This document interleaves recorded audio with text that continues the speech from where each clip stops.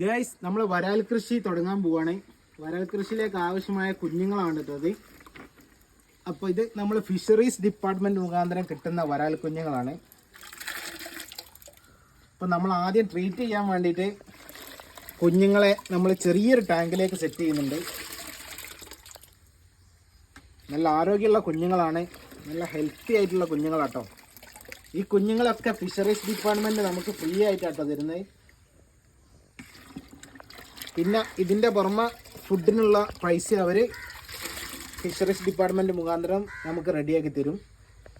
നമുക്ക് ഇങ്ങനെ കൃഷി ചെയ്യുമ്പോൾ നമുക്ക് വലിയൊരു മുതൽ മുടക്കില്ലാതെ നമുക്ക് കൃഷി ചെയ്ത് നമുക്ക് ലാഭമായ കൃഷിയിലേക്ക് മാറ്റാം.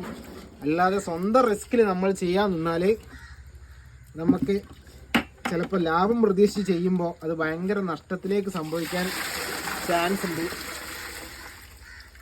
അപ്പോൾ ഫിഷറീസ് ഡിപ്പാർട്ട്മെൻറ്റിൻ്റെ ഓരോ പദ്ധതികൾ നിങ്ങൾ അന്വേഷിക്കുക.